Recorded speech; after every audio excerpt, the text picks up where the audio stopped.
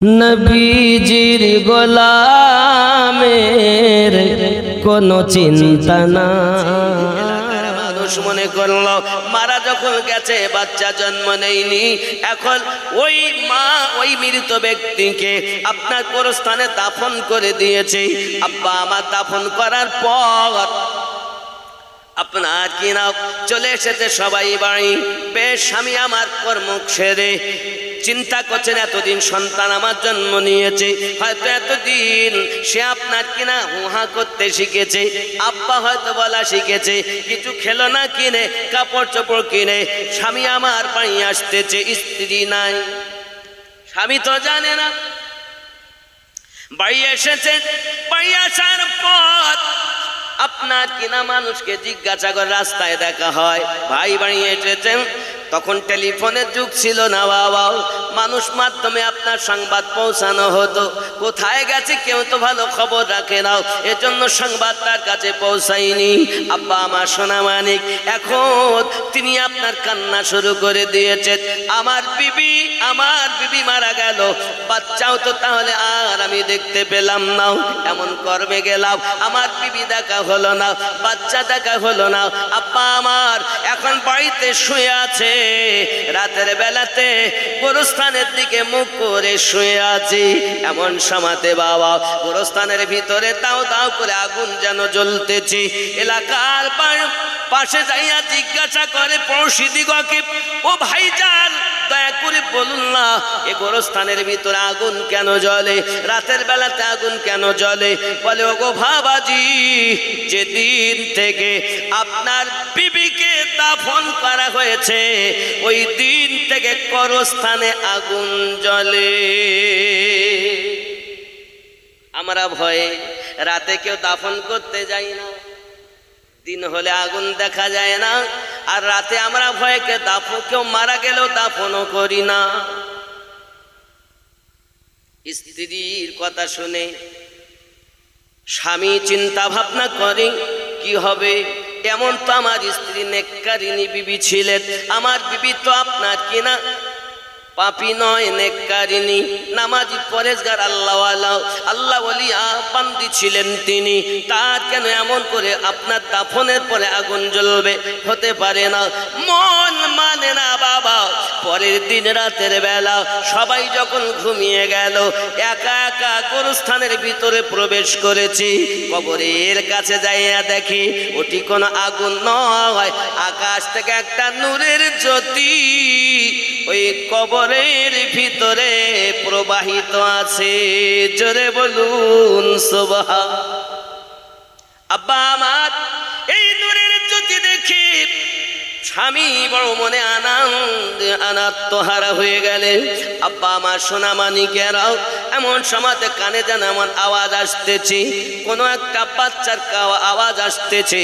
এমন সময়তে বাবা আমার কবরটাকে তিনি ফাঁক করেছেন, ফাঁক করে দেখে বিবি মৃত, কিন্তু তার বুকের উপরে ও ছোট্ট বাচ্চা দুধ পান করতেছে। স্বামীর মনে আনন্দ, আরে বাচ্চাটাকে কোলে তুলেছে ওগো আমিরুল মুমিনিন আবু বকর রাদিয়াল্লাহু তাআলা আনহু। আমি নিশিরাতে আমার বাচ্চাটাকে কোলে করে নিলাম, আর আমার স্ত্রীকে আমি আর পেলাম না। আল্লাহর কাছে ফরিয়াদ করলাম, মাওলা খবর একটি আওয়াজ আছে, আয় আল্লাহর বান্দা, বিদেশে যাওয়ার সময় বাচ্চা হেফাজতের জন্য আল্লাহর প্রতি তাওয়াক্কুল করেছিলে, স্বামী স্ত্রীর কথা তুমি বলো নাই, এর জন্য আমার আল্লাহ দোয়া কবুল করে তার মা মারা গেছে বটে, তবু মৃত মায়ের দুধ খাইয়ে আল্লাহ কবরে আপনার বাচ্চাকে বাঁচিয়ে রেখেছে। ওগো আমিরুল মুমিনিন, এটি হলো আমার সেই সন্তান। আমি আমার বিবির সঙ্গে আমি বড় বেকার হয়ে গেছি, আপনার দরবারে এসেছি কিছু সাহায্যের জন্য হুজুর। আমি বাচ্চাকে ট্রেনিং দিতে আনিনি, এর নামে ভিক্ষা নেব বলে আসিনি, আমি এসেছি আপনার কাছে কিছু সুপরামর্শ নেব উপকারের জন্য। ওগো আবু বকর রাদিয়াল্লাহু তাআলা আনহু, এটি হলো আমার জীবনের অপরাধ। আমি যদি আল্লাহ পাকের প্রতি ভরসা করতাম আল্লাহ আমার বিবিকে হেফাজত করবেন, বাচ্চা হেফাজত করবেন, তাহলে হয়তো আমি বিদেশ থেকে এসে উভয় দুইজনাকে পেয়ে যেতাম। আল্লাহুম্মা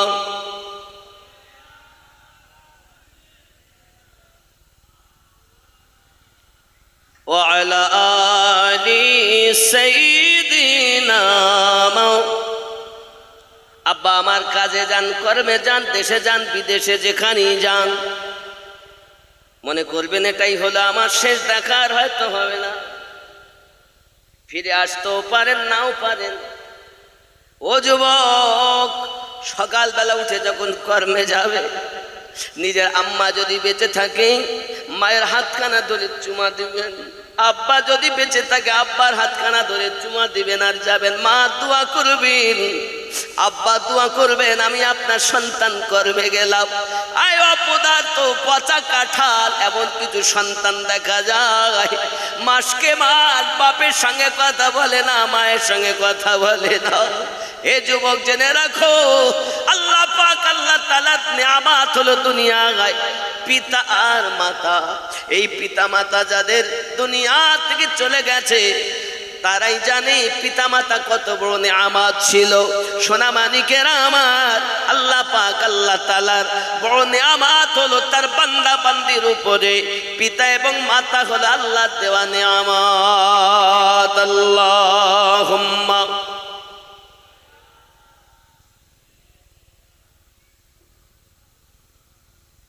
ওয়া আলা আলি সাইয়্যিদিনা। আব্বাজি আমার খেয়াল করুন, আল্লাহর হাবিব সাল্লাল্লাহু আলাইহি সাল্লাম বলেছেন পৃথিবীর জমিনে আপনার দুনিয়াতে তিনটি বালা মুসিবত আসবে, তার দুনিয়াতে তিনটি বালা মুসিবত হবে। ওই বালা মুসিবত হলো কি? তিন बाला दुनिया में कौन कौन सी आएगी? इरशाद फरमाया तीन बाला जो दुनिया में आएगी उनमें से पहली बाला ये है अल्लाह ताला उसकी रुजी से बरकत उठा लेगा। যে ব্যক্তি জামাতে নামাজ পড়তে না যায় প্রথম মুসিবত তার রুজিতে বরকত থাকবে না। নামাজ পড়ে কিন্তু জামাতে পড়ে না, এত ইনকাম করে বরকত নাই, থাকবে কেমন? নবী পাক কি মিথ্যা কথা বলেছে? पहली बाला ये है कि उसकी रिज्क में से रुजी में से बरकत उठा ले जाएगा, तार रुजीते बरकत उठिए नेওয়া হবে, বরকত থাকবে। তাহলে আপনি জামাতে নামাজ পড়ছেন না আর মনে করছেন আমি ইনকাম করি, এত টাকা যায় কোথায়? এধার থেকে আনে ওধারে ব্যয় হয়ে যায়। হুজুর সন্তান আমার ইনকাম করে রাখতে পারে না, রাখবে কেমন করে? বেনামাজি তো, শুধু বেনামাজি না জামাতও ত্যাগকারী।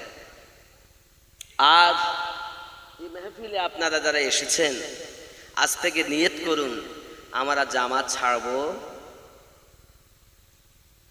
ঠিক আছেন তো? মায়েরা যারা আছেন বক্তব্য শুনছেন আপনারা নামাজ ছাড়বেন না। আপনি ফজর নামাজ আদায় করছেন না আর রুজিতে বরকত খুঁজতেছেন, রুজিতে তো বরকত হবে না, চেহারায় তো মানে নূরের জ্যোতি থাকবে না, নামাজ নাই তো আপনার মধ্যে। আসুন আপনার কিনা 2 নাম্বার মুসিবত খানা দেখি। प्यारा नबी सल्लल्लाहु अलैहि वसल्लम बोले दूसरी बला ये है उसके सालिहीन का नूर चला जाएगा। দ্বিতীয় নাম্বার মুসিবত হলো সে তার মধ্যে একটা নূরের ভাব থাকবে, আলো আলো ভাব থাকবে, দেখতে কালো হোক তবু তার চেহারায় একটা নূরের ভালো ভাব থাকবে, চেহারায় একটা জ্যোতি আলাদা পাওয়া যাবে। আব্বা আমার যদি বেনামাজি হয় সন্তান যত পরিষ্কার হোক না কেন, বেনামাজি সন্তান তাকে দেখলে বোঝা যায় চেহারায় নূর থাকে না। এই জন্য ফেস ওয়াশ লাগে। কি লাগতে যায়? ফেস ওয়াশ লাগতে। নামাজ পড়ো না কি রিমে কি পরিষ্কার? আল্লাহ পাক আল্লাহ তাআলা বলেন বিসমিল্লাহির রহমানির রহিম লাকাদ খালাকনাল ইনসানা ফি আহসানি তাকওয়িম, আমি মানব সম্প্রদায়কে সুন্দর আকৃতি দিয়ে সৃষ্টি করেছি, সর্বশ্রেষ্ঠ করে সৃষ্টি করেছি। যদি বলুন সুবহানাল্লাহ। আমার আল্লাহ পাক দিয়েছেন আমাদের মুখে দাড়ি। দাড়ি কে দিয়েছেন? পুরুষের দাড়ি হয়, মহিলাদের হয়। এ দাড়ি কেটে কি করতেছে এখন? মেয়ে ছেলে সাইতেছে। আবার বলে আমি নবীর দিওয়ানা। আপনার কোনো কথা কাজে লাগবে না। দরুদ আল্লাহুম্মা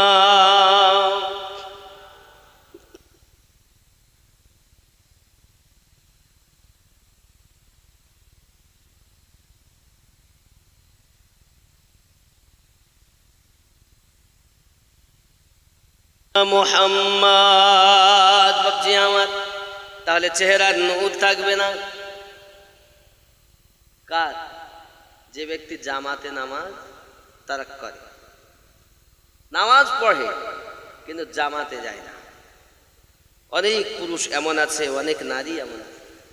জামাতের কত বরকত আমার নবী বলেছেন, 12টি মুসিবত তার হয়। আল্লাহর হাবিব সাল্লাল্লাহু আলাইহি সাল্লাম আরো ইরশাদ করেছেন, দেখুন কত সুন্দর কথা আমার আপনার নবী জানিয়েছেন। 3 নাম্বার বালা এ है वो तमाम ईमान वालों के दिलों में मगबूज हो जाएगा। আল্লাহ পাকের নেক ব্যক্তি যারা, তাদের অন্তরে ওই ব্যক্তির জন্য হিংসা ভাব পোষণ করে দেবে। তারা দেখবে বুঝবে কিন্তু কিছু বলবে না বাবা, কারণ অন্তরে আল্লাহ পাকের নেক ব্যক্তিদের আল্লাহ সে খবর দিয়েছেন, তারা দিলের চক্ষু দিয়ে দেখে। জোরে বল। তিনটি বালা দুনিয়ায়। প্রথম কি ছিল? রুজিতে বরকত, চেহারায় নূর থাকবে না। আর 3 নাম্বার, হ্যাঁ মনে নেই? এখনই তো শুনলেন। সমস্ত মুমিন ইমানদার আল্লাহওয়ালা যারা, তাদের অন্তরে ওই ব্যক্তির জন্য একটি হিংসা পোষণ। এ গেল দুনিয়ায়। আর 3টি আমার নবী পাক বর্ণনা করেন, দেখুন আল্লাহর হাবিব সাল্লাল্লাহু আলাইহি সাল্লাম বর্ণনা করেছেন ওই ব্যক্তির জন্য 3টি বালা মরণের সময় হবে। यानी कि मौत के वक्त आने वाली 3 बालाएं ये हैं, मरने समय तक 3टी मुसीबत হবে।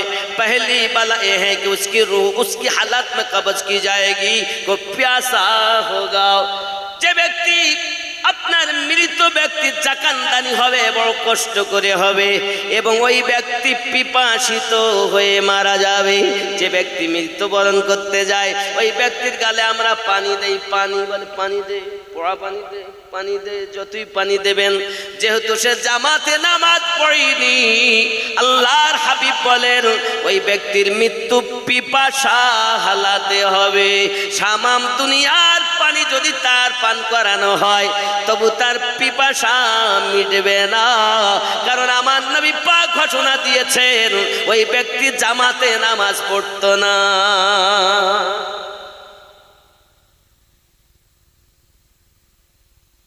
বুঝতে পারছেন না? পারছেন না? কথা বোঝা যাচ্ছে? বাবজি, আল্লাহর হাবিব 2 নাম্বার বালা বলেন, रसूल करीम सल्लल्लाहु अलैहि वसल्लम बोलें,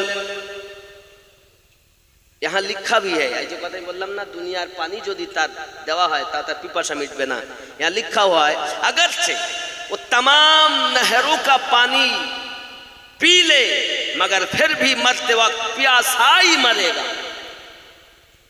दुनियाय যত নহর আছে সমস্ত নহরের পানি যদি তার গালে দেওয়া হয়, তারপরও তার পিপাসা মিটবে।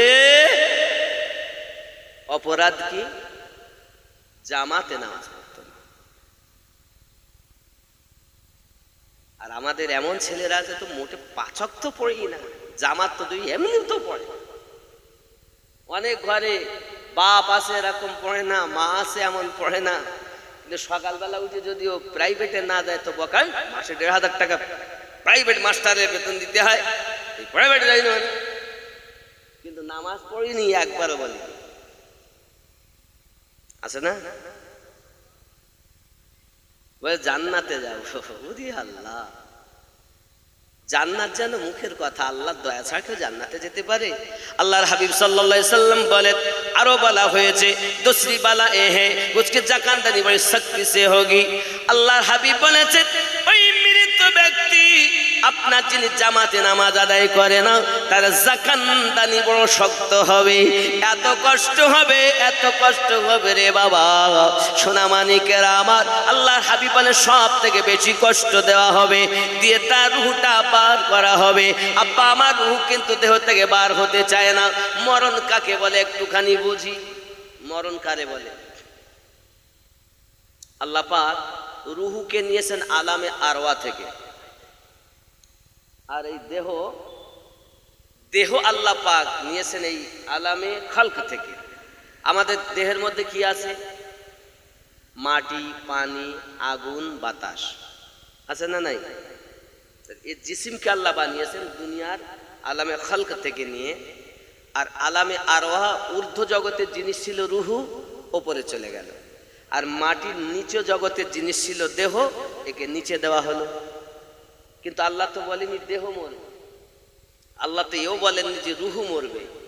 আল্লাহ পাক বলেছেন কি, কুল্লু নাফসিন যায়িকাতুল মাউত, প্রত্যেক নাফসকে মরণের স্বাদ চাখতে হবে নাকি?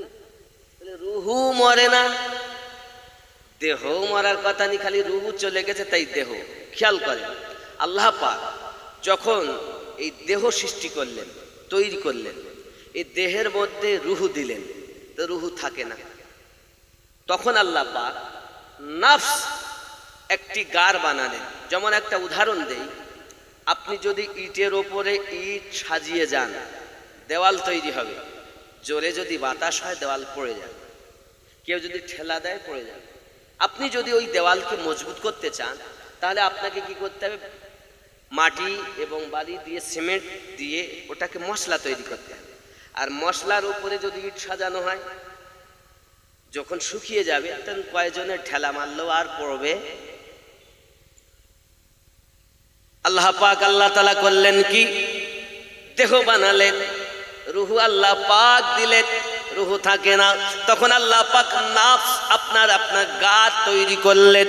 এই গার তৈরি করে আল্লাহ পাক আল্লাহ তাআলা এবার আপনার তার উপরে রুহু দিয়ে দিলেন। এখন জমাট বেঁধে গেল দেহর সঙ্গে। আব্বা আমার, রুহু ওই সময় পালাতে লাগে। আব্বা আমার, এখন আপনি যদি দেওয়াল ফেলতে চান, মশলা বার করে নেন। দেওয়ালেতে মশলা বার করা অত সহজ নাকি? আল্লাহ পাক বলছেন কুল্লু নাফসিন যায়িকাতুল মাউত, প্রত্যেক নাফসকে মরণের স্বাদ চাখতে, মানে ওই যে মশলা যেটা গার বানিয়েছেন, আল্লাহ গারটাকে টানতেছেন আর বার করতেছেন রুহু। তখন ওই রুহু আমাদের দেহের ভিতরে সমস্ত জায়গায় ছোটাছুটি করে, কোথায় গিয়ে লুকাবো, লুকাতে পারলেই লাভ, এই চিন্তা ভাবনা করে আপনার পৃথিবীর সারজমিনে থাকে। আব্বা আমার, খেয়াল করতে হবে, দুনিয়ার সারজমিনে এর নাম হলো মরণ। দেহ থেকে রুহু বাড়িয়ে যাওয়ার নামই হলো, যেমন মশলা বার করে নিলে দেওয়াল পড়ে যায়, তদরূপ রুহু বার করে নিলে এ দেহ আর স্থির থাকে না, পড়ে যায়।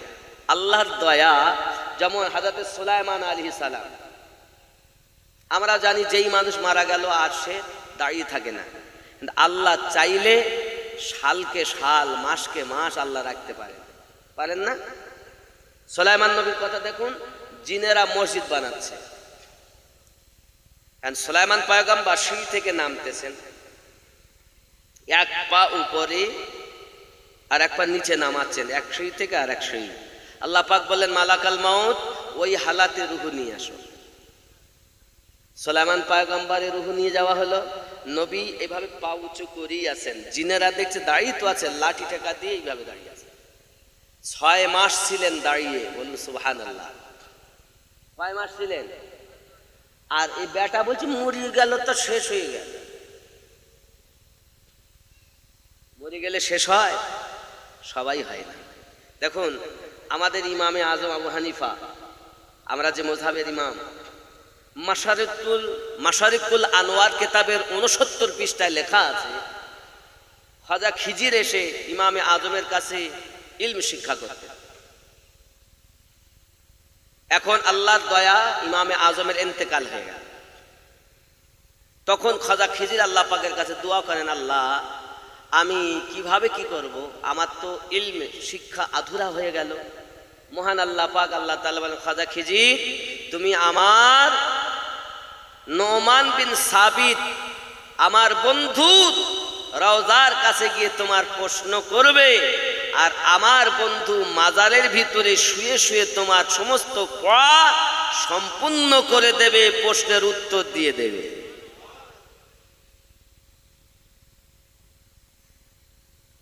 কথা বুঝতে পারছেন?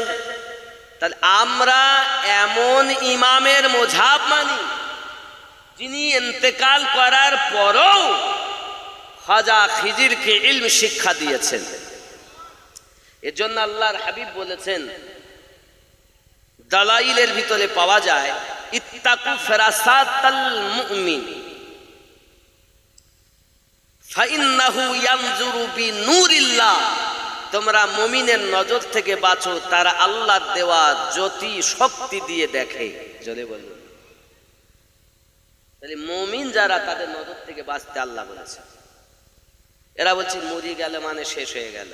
বাবা, যারা মরে তারা পচে, যারা মরে না তারা পচে না। আমার কথা বুঝতে পারছেন? যারা মরে না তারা পচে না। হুজুর মরে না বলতে কি? মরে না বলতে কি? মরে না বলতে এই জিনিসটা হলো এমন, আমরা মরার আগেই মরে যাব। আমরা যে মরণটাকে আমরা জানছি, এই মরার আগেই মরতে চাই। বাবা টোটোকে যেতে দেন, কি করব, রাস্তার ধারে, যাকে আমি বেশি বিরক্ত করব না, এই কটা জিনিস বলেই কি করব, দরুদ আল্লাহুম্মা সাল্লি আলা মাওলানা মুহাম্মদ ওয়া আলা আলি সাইয়্যিদিনা মাওলানা মুহাম্মদ। ওগো আমার কবর ভাঙা মাটি, দুনিয়ার সব মায়ার পিছনে তোমাকে জেনেছি খাঁটি। মরবো না থাকবো? বেঁচে থাকবো। মরার আগে অমর হন মানে কি? অল রুহু সির খফি আকফাগুলো জীবিত করেন। আপনি যখন অমর জীবন পাবেন, তা কবরে যাওয়ার পরও কবরে জিন্দা থাকবেন। আল্লাহ পাক বলেন, ওয়ালা তামুতুন্না, খবরদার মৃত্যুবরণ করো না, ইল্লা ওয়া আনতুম মুসলিমুন, যত সময় তুমি পুরোপুরিভাবে ইসলামের ভিতরে প্রবেশ না করবে, যত সময় তুমি মরার আগে অমর জীবন না তৈরি করবে, মরো না। তাহলে আমাদেরকে মরার আগে অমর জীবন তৈরি করতে হবে। দাড়ি তো পেকে গেল, চলার শক্তি কমে গেল, দেহের সেই শক্তি আর নেই, চোখের দৃষ্টি সেই আগের মতো আর নেই। আগে যেমন খেলে হজম হয়ে যেত তাড়াতাড়ি, এখন একবার খেলে আর লাগে না, বয়স হয়ে গেছে। যখন কিছু ছিল না না, তখন যা পেতাম তাই খেতাম, কোনো অসুবিধা ছিল না।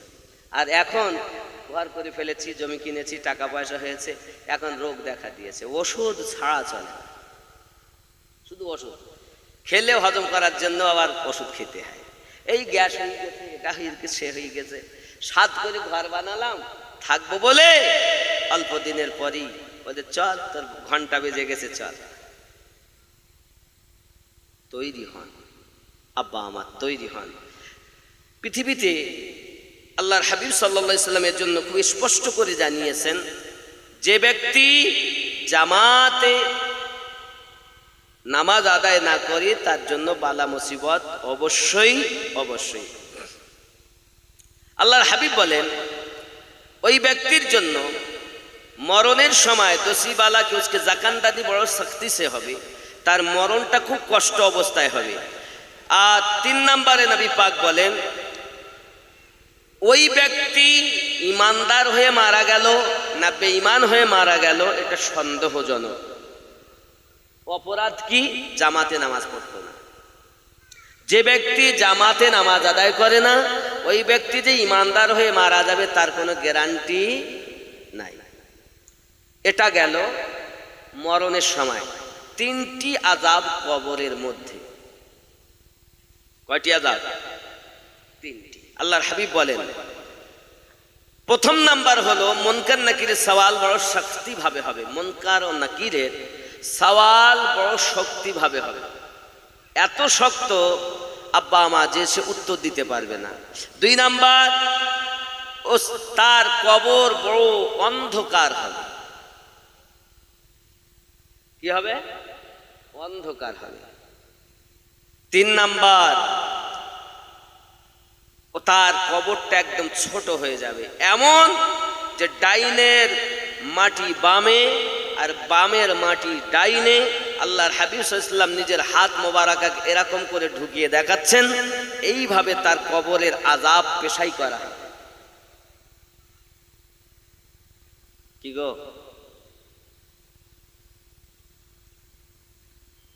কেমন করে ঘুমাও তুমি, কেমন করে ঘুমাও তুমি, ফজর করে কাজা,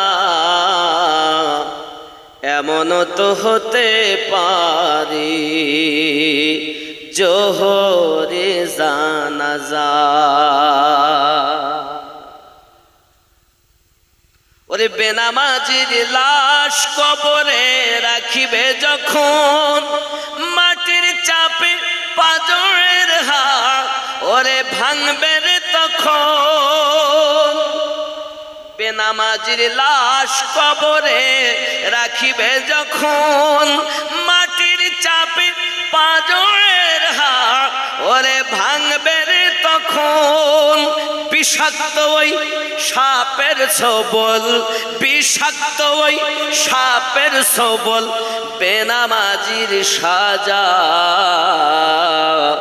এমনও তো হতে পারে জোহরে জানাজা। এখন আপনারা শুনছেন সাপের ছোবল। একটা একটা সাপের মুখে মুখ আছে। আপনার আল্লাহর হাবিব বলেন, প্রত্যেকটি সাপ ৯৯টা সাপ দেওয়া হবে কবরে, আর প্রত্যেকটি সাপের ৮খানা করে মুখ আছে। কয়টা? কয়টা? ৮টা। এই সাপ, এই সাপের নাম আমার নবী বললেন। প্যারা নবী সাল্লাল্লাহু আলাইহি ওয়াসাল্লাম সাহাবায়ে কেরাম দিগকে নিয়ে বসে আছেন। নবী আমার বলেন, এমন কি বেনামাজি ব্যক্তির কবরে সাপ দেওয়া হবে ৯৯টি করে, প্রত্যেকটি সাপের ৮খানা করে মুখ রয়েছে। ওই সাপগুলো ওই মৃত ব্যক্তিকে কামড়াতে থাকবে। সাপের নাম হলো তিন্নিন সর্প। এই সাপ যখন কামড় মারবে, খাবলে খাবলে খাবে। এত বিষ, এত তাদের বিষাক্ত আপনার নিঃশ্বাস, এমন তাদের কামড় নিঃশ্বাস। যদি ওই তিন্নিন সর্প পৃথিবীর দিকে নিঃশ্বাস ফেলে দেয়, তাহলে পৃথিবীতে কোনো ফসল জন্ম নেবে না। ওই সাপগুলো মৃত ব্যক্তিকে ৯৯টি সাপ দেওয়া হবে। ৮৯১টা সাপ, ৮৯১টা মুখ দিয়ে মৃত ব্যক্তিকে কামড়াতে থাকবে। ওরে আল্লাহর বান্দা, আল্লাহর বান্দি, নামাজ ছেড়ে দিও না।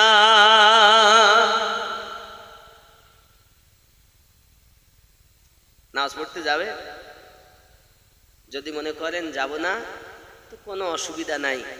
সাপের কামড় সহ্য করতে হবে। নবী পাক সাপের নাম বলেছেন তিন্নিন। কি নাম বললাম? তিন্নিন সর্প। ৯৯টা দেওয়া, একটা একটি সাপের ৮টা করে কামড়াতে থাকবে আমাকে, বেনামাজি দিগকে। ডাইনের মাটি বামে, বামের মাটি ডাইনে যাবে। এজন্য আমার জওয়ান যুবকেরা নামাজি হন, নামাজি হয়ে কবরে যান, আল্লাহওয়ালা হয়ে কবরে যান। এ সোনা মানিকেরা আমার, পিতা মাতা দুনিয়ায় আজ আপনার আমার জন্য কান্নাকাটি করে, যুবক কান্নাকাটি করে, পৃথিবীর জমিন থেকে তারাও বিদায় নেবে, কিন্তু আমি তো চলে যাব। মা আমার হবে তখন আমি যখন ভালো হব, বাপ হবে আমার তখন আমি যখন ভালো হব। সোনা মানিকেরা খুব ভালো করে বুঝে নেন, পৃথিবীর সারা জমিনে নিজে তৈরি হয়ে যান, মনের সঙ্গে যুদ্ধ করুন। আপনি যদি মনে করেন আপনার সন্তান মারা গেছে, ওই সন্তান কবরে কি হালাতে আছে আমি দেখতে চাই। আপনার মা মারা গেছে, কি হালাতে কবরে আছে আমি দেখব। আমার আব্বা মারা গেছে, কি হালাতে কবরে আছে আমি দেখব। তাহলে আপনার জন্য একটা নিয়ম বলে দিচ্ছি, শুনুন। আল্লাহর হাবিবের সমাতে একজন বাবা আমার নবী পাকের স্ত্রী, আমাদের আম্মা জাত উম্মে সালমা রাদিয়াল্লাহু তাআলা আনহার স্তনের দুধ পান করেছিলেন যিনি, ওনার নাম হলো হযরত হাসান বসরি রাহমাতুল্লাহ আলাইহি। জোরে বলুন সুবহানাল্লাহ। একজন মা, তার একটি বাচ্চা মেয়ে ছোটবেলায় মারা গেছে, ছোটবেলায় মারা গেছে। মায়ের মনে তো মায়া আছে সন্তানের জন্য, যেমন মনে করুন এতিম হয়ে গেছে বাচ্চাগুলো, বাপ তার সন্তানের, তার নাকি বড় আশা ছিল আমার বড় শুনতো, এই জন্য তারা খুব জোর করে আমার কাছে গিয়েছে যে হুজুর যেতেই আপনাকে হবে। যাক আমি আসলাম, আল্লাহ পাক আনিয়েছেন, কিছু বলাচ্ছেন, যাক শেষ দোয়া হবে। এই কথাটা বলি, 10:30 রাত তো অনেক হয়ে গেছে গো, দেখতে দেখতে 10:30 বাজে। যাই হোক, খেয়াল করে ইতি করে দেবো নাকি? ও আপনারা তো সারা রাত মোটে হবে না। আমি এই ঘটনাটা বলি, ইতি করবো ইনশাল্লাহ। খেয়াল করতে হবে, আব্বা মা শোনার থেকে আমল করা বড় জিনিস।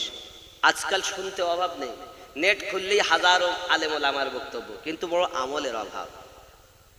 আপনি মনে করছেন মা হারিয়েছেন, আব্বা হারিয়েছেন, সন্তান হারিয়েছেন, সে সন্তান কি হালাত আছে দেখতে চান, তার একটা উপায় হাসান বসরি হুজুর বলেছেন। মা জননী ছুটে এসেছেন, ওগো হাসান বসরি হুজুর, আমি আপনার কদমে আরজি জানাই, আমার একটি মাত্র মেয়ে দুনিয়া থেকে ইন্তেকাল করে গেল, ওই মেয়েটা কবরে কি হালাতে আছে আমি একটু দেখতে চাই। হুজুর আপনি আমাকে বলুন কি করলে মেয়ে দেখা যাবে। সঙ্গে সঙ্গে তিনি বললেন, ও জননী মা, পাঞ্জেগানা নামাজের পাবন্দি করবে। আজকে এশার নামাজের পরে 2 রাকাত নামাজ, প্রথম রাকাতে সূরা ফাতিহার পরে সূরা জিলজালা পড়বে, দ্বিতীয় রাকাতে সূরা কাফিরুন তেলাওয়াত করবে, নামাজের পরে 100 বার ইস্তিগফার করবে, আর দরুদ শরীফ পড়তে পড়তে ঘুমিয়ে যাবে। আপনার মেয়ে কবরে শান্তিতে আছে না কষ্টেতে আছে আপনি সেটা দেখতে পাবেন, যেটা দেখবেন সেটা সত্য হবে। জোরে বলুন। হ্যাঁ গো, মা মারা গেলেও আপনি দেখতে পাবেন এই নিয়মে, কিন্তু আপনার দেখবো কেমনে, আমরা তো বেনামাজি। আব্বা আমার সোনা মানিকেরা খুব ভালো করে বুঝুন, পৃথিবীর সাত জমিনে মা জননী হাসান বসরি হুজুরের কথাবার্তা শুনে বাড়িতে এলেন। নিত্য নামাজি ব্যক্তি ছিলেন বাবা। এমন সময়তে এশার নামাজের পরে উনি একটু রাত হলে 2 রাকাত নামাজ আদায় করেছেন। নিয়ম মোতাবেক নামাজ আদায় করে দরুদ শরীফ পড়তে পড়তে বিছানায় ঘুমিয়ে গেছেন। আব্বা আমার ওই সময় স্বপ্নে দেখতে পায় তার মেয়ে আপনার কিনা জাহান্নামী আযাব ভোগ করতেছে। তার মানে তার দেহের ভিতরে আগুন জ্বলে, মাথা থেকে চামড়া ছেলা হয়, আর আপনার কিনা পায়ের নখের কাছে এনে রাখা হয়, আর পুরো দেহে আগুন দাও দাও করে জ্বলতেছে। মেয়েটি চিৎকার মেরে মেরে কান্না শুরু করে দিয়েছে। আবার ভালো হয়ে যায়। আব্বা আমার পায়ের দিক থেকে চামড়া ছেলা হয়, আর মাথার কাছে এনে রাখা হয়, পুরো দেহে আগুন আর আগুনে ভরপুর হয়ে গেছে। চিৎকার মেরে মেরে দিন মা সহ্য করতে পারে না। রাতের বেলাতে আপনার স্বপ্ন যখন হয়ে গেল, সকাল বেলাতে উঠে ছুটে ছুটে হাসান বাসি হুজুরের কাছে চলে গেছে। ও আল্লাহর বন্ধু হাসান বাসি হুজুর, একটু দয়া করুন, আমার মেয়ের হালাত দেখে আমি সইতে পারি না। যাকে পেটে ধরে প্রসব বেদনা ভোগ করেছি, 9 মাসের অধিক আমি তাকে পেটে ধারণ করে কষ্ট ভোগ করেছি। ও আমার বাবাজিরা, খেয়াল করুন আমার আম্মা জানেরা, যারা আজকে পৃথিবীর জমিনে গর্ভবতী হয়েছেন, আমার আম্মা জানেরা, সন্তান যখন একটু আপনার কিনা 5-6 মাস বয়স হয়ে যায় পেটে, তখন বাচ্চা একটু নড়ানড়ি বেশি করে না? 7-8 মাস তো হয়ে গেলে তো এমন আছে প্রায় দিনের বেলা কয়েকবার এরকম হয়, মায়ের পেটে খিল লেগে যায়, মা পেট ধরে। শুনুন, আল্লাহ পাকের কি দয়া, আমার নবী পাক বর্ণনা দিয়েছেন, ও জননী মা, তোমায় বেঁচে থাকা একটি সন্তানকে পেটে রেখে এটা অত সহজ কথা নয়। তোমার সন্তান যখন নড়ে উঠেছে অথবা আপনার কেনা নড়াচড়া করেছে, মায়ের পেটে খিল লেগে গেছে, সঙ্গে সঙ্গে মা পেটখানা টেপে ধরে। আল্লাহ আর সহ্য করতে পারি না, এত যন্ত্রণা সহ্য হয় না। আল্লাহ, আজ বাচ্চা এত জ্বালা, আগে যদি জানতাম আমি নিতাম না। আয় আল্লাহ, আমার আল্লাহর হাবিব জানিয়েছে, আয় আল্লাহর বান্দি, কেঁদো না, দুঃখ করো না। তোমার পেটের বাচ্চা যতবার তোমার পেটের ভিতরে লাথি মেরেছে বা নড়াচড়া করেছে, জেনে রাখো প্রত্যেকবার আপনার একটি একটি কবুল হজের সওয়াব নামায়ে আমলে লিপিবদ্ধ হবে। 5 লক্ষ টাকা ব্যয় করে হজে গেলাম, কবুল হতেও পারে নাও পারে, কিন্তু জননী আপনার সন্তান আপনার পেটে যত লাথি মারবে নড়াচড়া করবে ততটা হজের সওয়াব হবে। কবুল হজের সওয়াব, কবুল হজের সওয়াব। আম্মা জানেরা, দুঃখ করবেন না, আপনারা চিন্তিত হবেন না। আল্লাহ পাকের নবী এত সুন্দর সুন্দর কথা আমাদের জন্য বলে গেছেন। মা জননী যখন প্রসব বেদনা ভোগ করে, আব্বা আমার বেঁচে থাকা সম্ভবপর নয়, মরে যাওয়াটাই যেন তার জন্য বেশি আপনার কিনা মনে হয়, আর হয়তো যাব না, এমন মনে হয় আর আমি স্বামীর নিকটতম হব না। এত যন্ত্রণা সহ্য হয় না। যেই বাচ্চার মুখ দেখে নেয়, এই 9 মাসের বেদনা আল্লাহ ভুলিয়ে দেয়।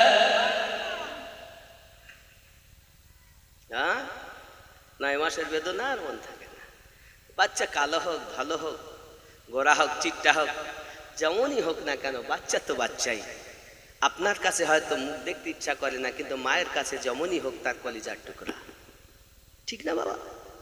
আব্বা আমার হাসান বাসি হুজুর, একটু দয়া করুন, আমার মেয়ের কষ্ট আমি সহ্য করতে পারি না। হাসান বাসি হুজুর বলেন, ঠিক আছে ও জননী মা, আপনি এক কাজ করুন। কি করবেন? বাড়ি চলে যান, তার নামে সাদকা করুন। যদি সাদকা করেন বালা মুসিবত দূর হবে। আল্লাহর হাবিব বলেছেন, সাদাকাতু রাদ্দুল বালা, বালা মুসিবত দূর হয় সাদকা করলে। সাদকা যদি করা যায় তাহলে তার আযাব লাঘব হয়ে যাবে। জোরে বলুন। মা জননী বাড়ি পানে রওনা দিয়েছেন।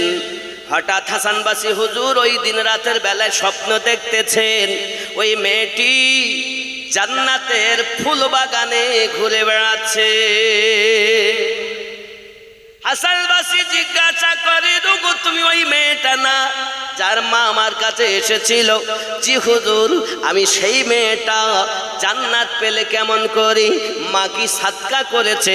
না হুজুর, আমার মা এখনো সাদকা করিনি, তবে জান্নাত পেলে কেমন করে? মেয়েটি বলছেন, হুজুর আমার মা আপনার কাছে গেছে, তাও আমি খবর রাখি। আমার মাকে আপনি নিয়ম কানুন শিখিয়ে দিয়েছেন, আমার মা নামাজ আদায় করেন, তাও আমি জানি। আমার আযাব দেখে আমার মা সহ্য করতে পারেন, আপনার কাছে যান। আমার মাকে সাদকা করতে বলেছেন, তাও আমি জানি। ওগো হাসান বাসি হুজুর, আমার আম্মা এখনো সাদকা করিনি, তবে একজন আল্লাহওয়ালা ব্যক্তি আমাদের কবরস্থানের পাশ দিয়ে যেতে যেতে একবার দরুদ শরীফ পড়ে আমাদের রূহের মাগফিরাত করে দিয়েছেন। এই একবার দরুদ শরীফের বিনিময়ে আমার মতো 1000 জাহান্নামীকে আল্লাহ পাক জান্নাতের শান্তি দান করেছে। দরুদের কত ফজিলত যুবক আমার, এজন্য আপনাদের বলবো, এই নিয়মে যদি আপনি নামাজি হতে পারেন, আব্বাকে যদি দেখতে চান, মাকে যদি দেখতে চান, তা নামাজি হতে হবে। এই নিয়ম পালন করলে সূরা জিলজালা, বিসমিল্লাহির রহমানির রহিম, ইযা যুলজিলাতিল আরদু জিলজালাহা, এই সূরাটি, আর সূরা কাফিরুন বলতে বিসমিল্লাহির রহমানির রহিম, কুল ইয়া আইয়ুহাল কাফিরুন, এই সূরা দিয়ে আল্লাহর হাবিবের মানে স্ত্রী আমাদের আম্মা জান হযরত উম্মে সালমা রাদিয়াল্লাহু তাআলার দুধ পান করেছিলেন যিনি, হযরতে হাসান বাসরি হুজুর এই বর্ণনাটা দিয়েছেন। বলুন সুবহানাল্লাহ। হাসান বাসরি রাহমাতুল্লাহ আলাইহি বহুত বড় আল্লাহর ওলি ছিলেন। কত সৌভাগ্য তার, আমাদের মায়ের স্তন পান করেছে। হায় হায়, এর নসিব কার? যাই হোক, আল্লাহ পাক আমাদের যেন ইমানে আমলে বরকত দান করেন। সবাই বলি আমিন। একটু সালাতু সালাম ইয়া নবী,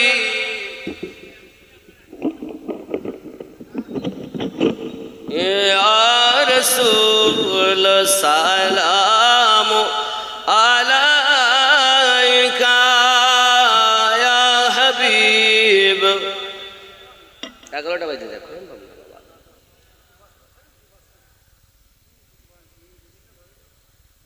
কোন গজল সে গজল শুনে আসেন, আমি বলছি।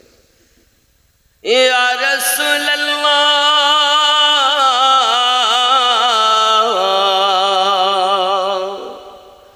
মরণে আমি যে একা, কবরে শুইব একা, হাসরে উঠিব একা, পাই যেন নবী আপনারি দেখা নবী। আয়া রাসূল সালাম ইয়া হাবিব সালাম, সালাতুল্লাহ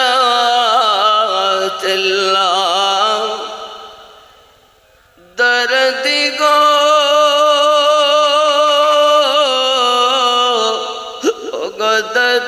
দরুদি,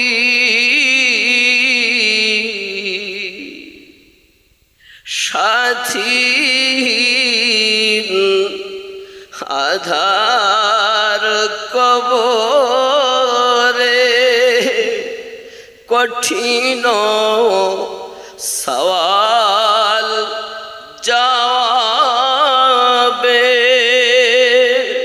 পড়িব মহা বিপদে,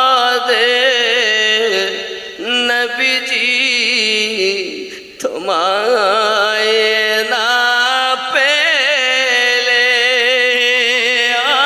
নবী।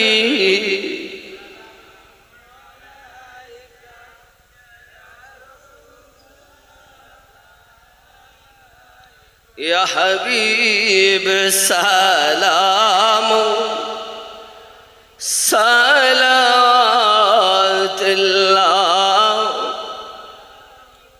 ইয়া রাসূলুল্লাহ উম্মতের দরুদি নবীজি আমার, তুমি যে ঘুমাও না রাতে, দেখা দাও আশিকদের শানে, জান্নাতে ডেকে নাও তোমার রওজাতে দরুদ সালাম দিতে আ নবী ইয়া রাসূল সালাম ইয়া হাবিব সালাম সালাওয়াতুল্লাহ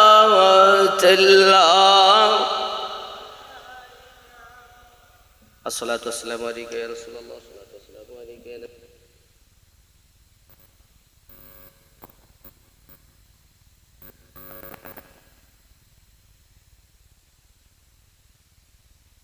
আলাইহি ওয়া আলিহি কি গজল বলে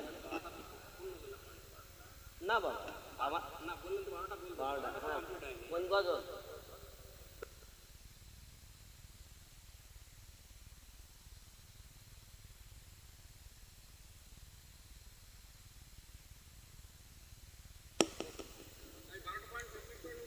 বুঝতে পেরেছেন অনেক সময় লাগবে ওয়াজ হলো রবার আপনি কি মনে করেছেন এক্ষুনি 1 মিনিটও লাগবে বলতে বুঝেছেন বক্তা তো তার না 10 মিনিটের ওয়াজ 2 ঘন্টা করতে পারে আবার 2 ঘন্টার ওয়াজ 2 মিনিটই করতে পারে কথা বুঝতে পেরেছেন তাহলে কটা বলা হয়েছে 9টা হয়েছে এখন আর যে 3টি সেগুলো শুনে নেন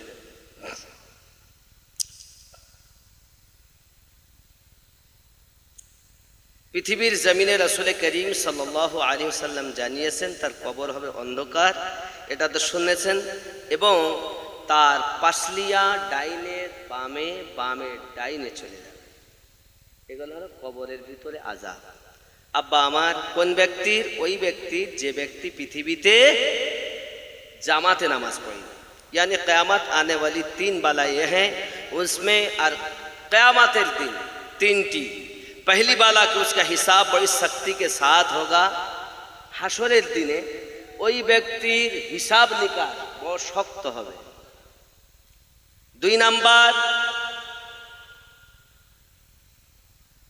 दूसरी बाला यह है कि उस पर रब जलजलाल का गजब होगा और अल्लाह पाक अल्लाह ताला गजब জালাল ওই ব্যক্তির উপরে হবে যে ব্যক্তি জামাতে নামাজ আদায় করেনি 3 नंबर अल्लाह ताला उसकी आग का आजाब देगा और अल्लाह ताला ताके आগুনের আযাব দেবে জাহান্নামের আগুন কেমন হাদিস শরীফের মধ্যে বলা হয়েছে তার সুয়ের আগার পরিমাণ যদি দুনিয়ার দিকে করে দেওয়া হয় দুনিয়া সব পুড়ে ছাই হয়ে ধ্বংস হয়ে যাবে এমন জাহান্নামের আগুন হলো কালো এই 12টি মুসিবত জামাতে নামাজ না পড়া ব্যক্তির উপরে হবে দুনিয়াতে মরণের সময় কবরে 3টি আর হাসরে 3টি কথা বুঝতে পেরেছেন এজন্য বাবা নামাজ অবশ্যই পড়ুন নামাজ পাবন্দি করুন দুনিয়ায় কখন কে কোথায় যাবে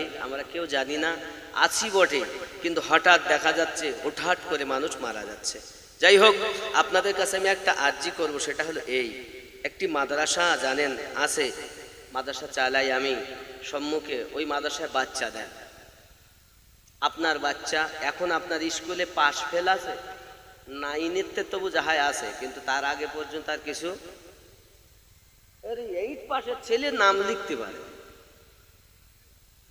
ঠিক না ওই প্রাইভেটে দিলে যা একটু হচ্ছে নইলে স্কুলে যাওয়া আর আসা সমান এখন আর পাস ফেল নেই এবার আপনি মাদ্রাসায় দিলে 2টি কাজ হবে বাংলা ইংরেজি অঙ্ক স্কুলের সঙ্গে সিনিয়র হাই মাদ্রাসার সঙ্গে সিনিয়র মাদ্রাসার সঙ্গে আমাদের করা রয়েছে সেখানে স্কুলের পড়া হবে উচ্চ মাধ্যমিকের বা পরীক্ষাগুলো সব সেখানে দিতে যাবে বাকি পড়াগুলো এখানে হবে উচ্চ মাধ্যমিকের ডিগ্রি পাবেন উপরন্ত হেফজ বিভাগ মৌলবি বিভাগ এগুলো পড়ানো হচ্ছে বুঝতে পেরেছেন বাচ্চাদের আপনার বাচ্চা দুটো দিক শিখতে পারবে বাংলাও পারবে আবার আরবি লাইনও আল্লাহ পাক যদি সেদিন দেন, আগামীতে সব বাচ্চা তার ওয়াজ বক্তা হবে না, সব বাচ্চা তারা শিক্ষক হবে না। আল্লাহ পাক যদি চান আরো কিছু আগিয়ে নিয়ে যাওয়ার চিন্তা ভাবনা যাতে তারা আরো করতে পারে, সব পরিকল্পনা আছে, কিন্তু বড় একা আমি বড় একা। এই একার উপরে এই জালসা করা টাকা পয়সা দিয়ে মাদ্রাসা চালাই, 40,000 টাকা বেতন নিজের গাঠি থেকে দিই। কথা বুঝতে পারছেন?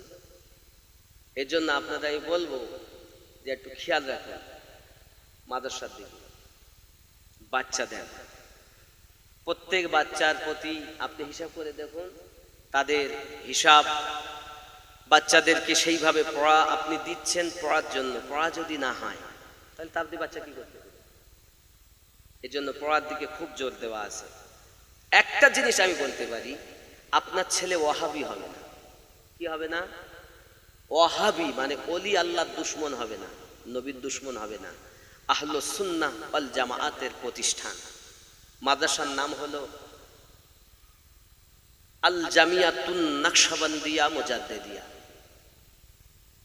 ইতিপূর্বে নামটা ছিল আলাদা, সেটা পরিবর্তন করা হয়েছে এবার। আগে নাম ছিল নকশবন্দিয়া মুজাদ্দিদিয়া সুন্নি মাদ্রাসা, এখন সেটাকে কেটে করা হয়েছে আল জামিয়াতুন নকশবন্দিয়া মুজাদ্দিদিয়া। বুঝতে পারছেন? নকশবন্দিয়া মুজাদ্দিদিয়া একটি সুন্নি মানে তরিকত, পরিপূর্ণ সুন্নিয়া নাকি। এর যখন আগে নাম ছিল, কি কারণে আমার এই নামটা বাদ দিলাম সেটাও একটু আপনাদের বলে দেই।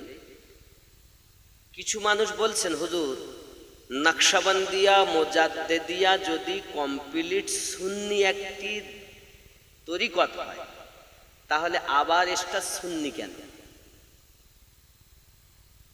আগের নামটা খেয়াল করুন, আমি আবার বলছি নকশবন্দিয়া মুজাদ্দিদিয়া সুন্নি মাদ্রাসা। তখন তারা বলছে নকশবন্দিয়া মুজাদ্দিদিয়া যদি সুন্নি কমপ্লিট হয় আবার কেন সুন্নি? আলোচনা করি আমাদের প্রিয় মুর্শিদের সঙ্গে, আমাদের হুজুরদের আলাওলাদের সঙ্গে আলোচনা করি, এটাই সিদ্ধান্ত যে আগে ছিল মাদ্রাসা, আল্লাহ যদি চায় সেটা ইউনিভার্সিটি করা যাবে, তাই আল জামিয়াতুন নকশবন্দিয়া মুজাদ্দিদিয়া করা হয়েছে। বলুন সুবহানাল্লাহ। এখানে সুন্নি প্রতিষ্ঠান, ওয়াহাবি হবে না, ওলি আল্লাহ দুশমন হবে না। যেখানকার আপনি পীরের মুরিদ হন অসুবিধা নেই, আপনি পীর যার যার সুন্নিয়াত সবার, নাকি বলেন? আল্লাহ আমাদের সকলকে বুঝ শক্তি দান করুক, সবাই বলি আমিন। কেউ যদি বলেন যে না কিছু যাব না দেখবো না, তবে একটা জিয়াফত নিমন্ত্রণ আপনাদের দেই। প্রত্যেক চৈত্রের 10 তারিখে ওই মাদ্রাসারই সালে সব 2 দিন করলে 9-10 হবে, আর একদিন করলে 10 তারিখ। কথা বুঝতে? এই 2 বছর কেবল আশা আছে, আল্লাহ যদি চাহে আগামী আমরা ইসালে সবে ওই মাদ্রাসা থেকে হিফজ এবং কারি পাগড়ি পাবে, সার্টিফিকেট সহ। সবার কাছে দোয়ার দরখাস্ত করি, সবাই বলুন ফি আমানিল্লাহ। ইনশাআল্লাহ সুন্নিয়াতের প্রতিষ্ঠানে, হ্যাঁ ওয়াহাবিয়াত নাই।